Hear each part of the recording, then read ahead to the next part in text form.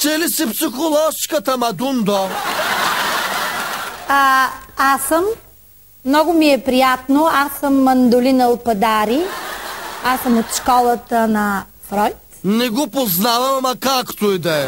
От кое село е то? Няма значение. Чуй, ко ще кажа, Мандолин. Не издържам повече. Не мога без мисии, казвам ти. Без съквартиран, чучуй, ще изперкам като стойта, гледай. Чакай сега.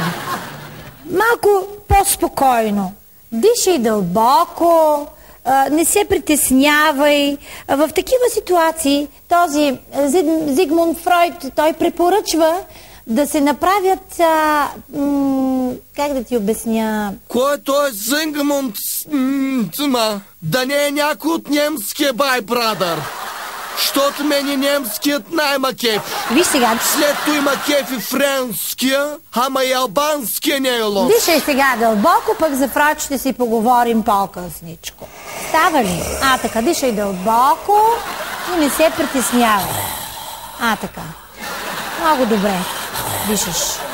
Така се диша. Точно така. Сега, преди да изтърсиш някоя глупост, по-добре е да започнеш да броиш до 10. Хайде сега с мене. 1. 2. 3. 4. 5. Сега какво стана? Защо спря на 5? Не мога, разстройвам се. Като кажа 5 и се разстройвам. И защо се разстройваш? Какво има на 5? Какво се... Сещам се за Здравко. Момчето 5 пъти го номинираха за изгонване. 5 пъти? Ами тогава да оставим цифрите, нека да започнем с азбуката. Хайде, почни да казваш азбуката. И това е начин. Фройд също го е измислил това. Айде, почни. А, Б, В, Г. Не мога! Разстройвам се на Г. И защо се разстройваш на Г? Заради гроши ли? Не. Заради кого? Мел. Мел пък какво общо има с Г? Много и сложно за обяснение. Слушай сега, Мандолин. Ще изкукам тука сам, да знаеш. Кой ще знае кога ще докарат новите съквартиранче? Нищо. Аз престои време какви ще ги тричам. Так му ще поработим върху диалекта. Не мога без съквартиранче, бе. Не мога без да юркам някой, ако ме разбираш право на къде бия. Сещаш ли сама? Да, сещам се. Значи, айде от мене да мине.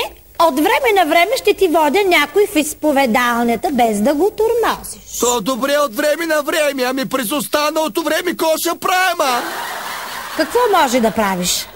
Ти ще имаш дневна мисия през останалото време. Тоест, дневната ти мисия е да мълчиш. Ти трябва да млъкнеш. Как тъй ще мълча, ти нормална ли си? Така сега, просто не говори в момента. Млъкни.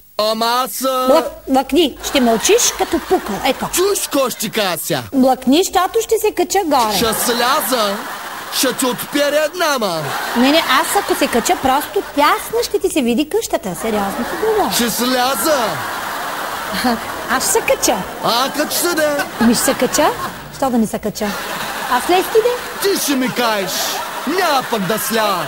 Качи се ти, като си много отворена, Ма защо пък аз трябва да се кача? Откъде на къде някой ще ми казва какво да правя? Аз няма да се кача. Не, няма да се кача. Който иска, нека да слезе долу и да ми каже каквото има на сърцето. И никой няма да ме манипулира в никакъв случай.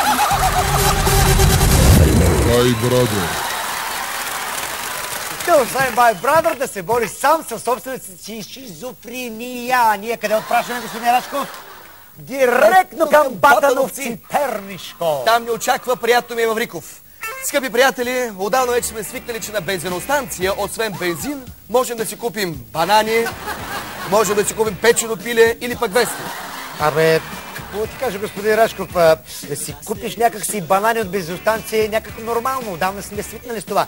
Обаче да заредиш